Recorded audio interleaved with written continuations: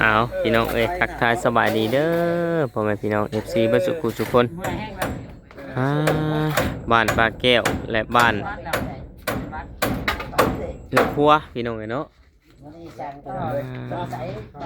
นั่นไปเฮ็ดทั้งนี้กาย กำลังทั้งนี้สีแดงทั้งนี้สีหมอก ทางนี้สีแดงแรงแจ่มๆเนาะ เจ็บ อยู่กับบ้านหลังสีเทาพี่น้องเอ้ยทักทายสบายดีพี่น้องเอ้ย ๆถ้า เนาะ ได้สีเฮือนน่ะ ยังจักย้ำใดบ่จิเด้ เอายังบ่ได้ทาบ่ ยังบานประตอกประตูกันยังหั่นนะยังบ่ได้มี กะโลเด้อก ะโหลกันยังหลายห้องน้ำกันยังบ่แล้วหั่นนะยังบ่ได้เรือนครัวห้องน้ำโอ้ยยังบ่ได้อยู่โดนดอก กาว่าสิได้มาอยู่บ่ปีสิมา ยังว่าบ่ได้ บ่ได้ แม่นจะรอติดตามตอนต่อไปหาเงินหาคำได้ บ่กล้ามาได้ติ แม่นยังหลายอยู่ ออกมาได้อก็สิเบิ่ง หึ ออกมาข้างนอกได้ก็เจ้าก็เปิดห้างอยู่เรียมทาง เจ้าให้ข่อยเปิดห้านยัง ห้านค้าห้านขาย ห้านค้ายับมาหันกับห้านบ่จัดติดกัน ของไผ ยับ ของ ไป มัน หันกับห้านบ่แสน ของไผของมัน โอ้จักแล้วสิขายแปลกๆเนาะขายกับข้าวนะขายกับข้าวกับน้ำหรือว่าเวลาทางเข้าเนาะคนก็คืออยากอยู่ได้ข่อยว่ากับข้าว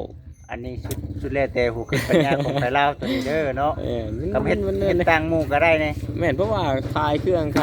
ย่อยทั่วไปนี่มันหลายแล้วอะนะมันติดกัน บ่คันว่าเฮามีห้านเฮาก็สิเฮ็ดหยังเอามาไว้กันแหละ กะเบิ่งก้อนนะว่าสิเฮ็ดหยังหั่นนะ เอาเงินข่อยมาแล้วก่อนดิ เอาเพื่อนให้มันแล้วก้อนมาจิตเลย โอเคเอาสู้ๆเนาะสู้ เลย ๆนักหน่วงอยู่ ตัดหน่วงคือกันทางโปรเฟสเพิ่นก็ได้เป็น กะ เอา เบื้อง เอ้ย กะโลป๊าบตั เอาสู้ๆเป็นกำลังใจให้คือ โด กัน ย เนาะ สู้ ให้เรียวไวๆข้าวแห้งเนาะไม่นี่นะ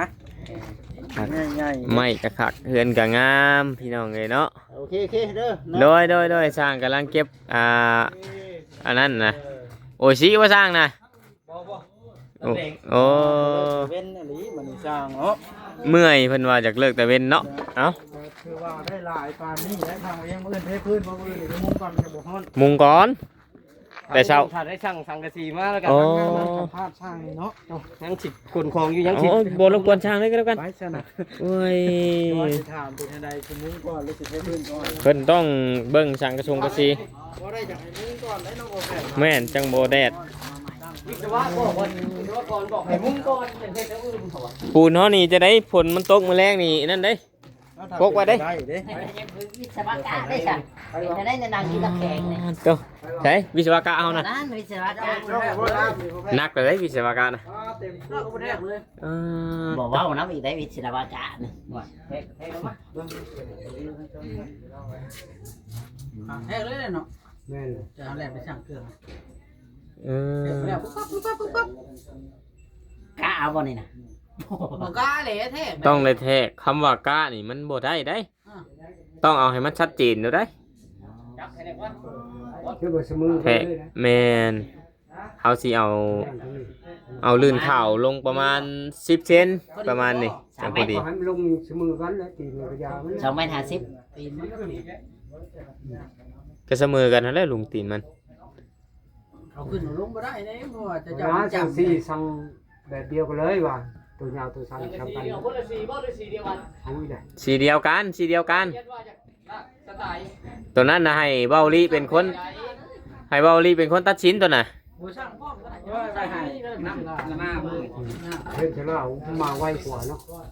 ทำปึบมาปึบเนาะ เขามีอยู่แล้วตัว ต้อ นี้ งได้ นะ ตัดเด้จังทีเขาก็ตัด บ่จักผมไอ้เจนั่นบ่เอาตัวนั้นอยู่ขับเขาไปเขาลืมไปซื้อน้ำจิ้มเขาลืมจับอยู่เด้เขาไปซื้อซองตับได้มาเว้ย บ่พอบ่ ให้เด้ บ่พอบ่ลุง บ่พอของเขา ตัวเอาจะไปตรวจเบิ่งงานก่อนสั่งต่อสิเมื่อแล้วอ๋อจะไรสิเมื่อว่าสั่งต่อเดี๋ยวนี้ คือมาหอบสิหอบผ้าไป ต่อหอบกระเป๋าแล้ว นักสาวนะ พายมันรู้ บ่ได้อยู่แล้วว่า ต่อ อันนี้นักสาว คือเอาถามความจริงเอาว่าจ้อยถามสั่งต่อเลยก็แล้วกัน เป็นจะไร เป็นยัง เป็นจะไรบ่ได้เอ็น อันนั้นบ่นี่ โอ้โห บ่จ้อยคือว่าถามเป็นจะได้กับสาวเทืองนะว่าซั่น โอ้ยยอมแล้ว จำบ่เอาหยอกสั่งต่อพี่น้องเอ้ย พบไปเรื่อย ครบแล้วสั่งต่อ ทางนี้นะพูด อ่า นี่คือปวดอะไรมันก็บ่ม่วนได้เพิ่นขาด จะได อย่าเว้านะพ่อแพทย์ข่อยคุยเรื่องงาน โอ้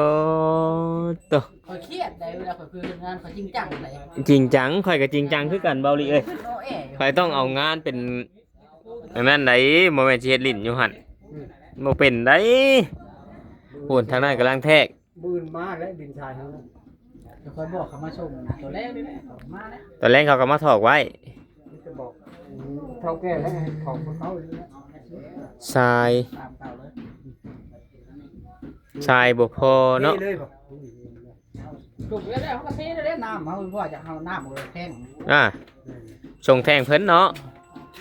ทั้งใช้แทง แท่งเขา แทงน้องแต่อ่า ดอก เอาส่งแล้วก็เอาน้ำแล้วก็ส่งเพิ่น กระเป๋า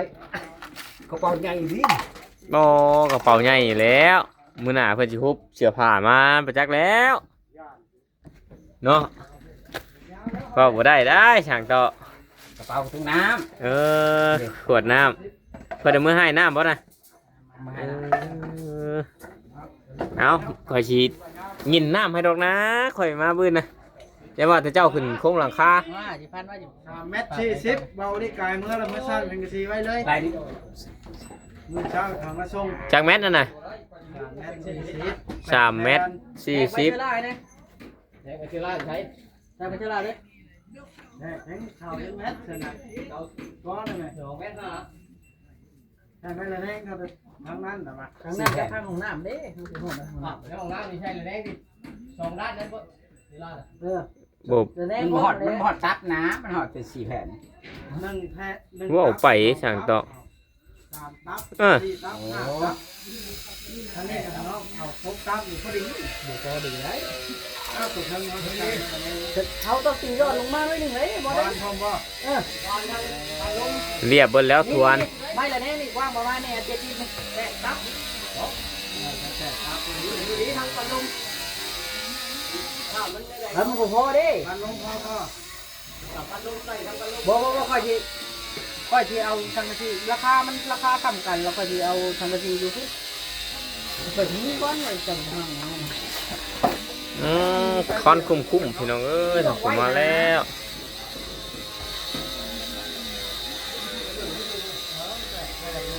คอนคุ้มพี่น้องเอ้ยทางนั้นเนาะเอาสวยไปเนาะเพิ่นตัดล่ะ หักบ่ได้มาน้อย เห็นแล้ว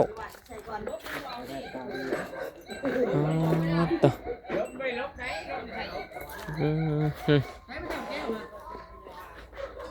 มาเบิ่งทางนี้ สร้างกำลังชุกรถออกมากำลังสิเมือเชื่อเจ้าอยู่ใช้ผู้ในรถผู้ใดน่ะ 7 แผ่นโอ้ย รถบ่จ้อยบ่ มา7 แผ่น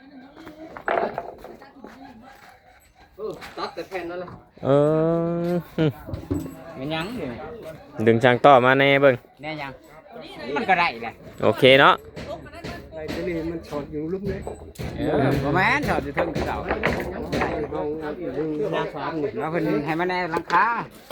ฮะเพิ่นก็ให้ในหลังคาให้เพิ่น เอาไว้ที่เชิมติดขึ้น3 ตัว เชิญยัง มาโตยังมือเร็วครับ เข้ากันกับหมู มาทิ่มนี่คนไหนซอย เว นี่ ลาเขา ทิ่มยัง มันก็ติดกัน จุ่มกินจุ่ม มัน กิน ตั้มบ่หมู่ว่า แม่ สามต่อ จะได้จับตาเจ้า ให้คำตอบ เจ้าก็ย่ออันสิงัวขึ้นนี่แหล้ว เจ้าแล้ว เนาะนี่ตรงนี้เป็น ตอกล่ะ ห้องข้าวก็ได้ ห้ ห้ อ อง ง ข้า ข้าว วได้หนึงก็ได้บ่มีปัญหาดอกน้อยเดียวนะ พาไม่ห้องเอา ห้องข้าวแล้วก็ตอกเบิ่มๆโอเค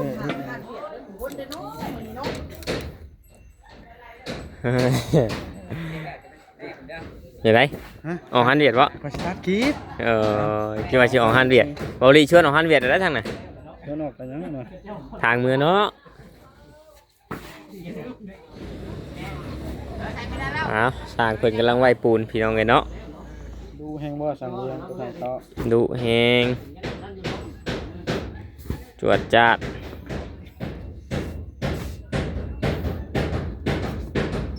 เอาโอเคพี่น้องเนาะจะได้จบคลิปก่อนคลิปนี้จะได้ก็ได้สบายดี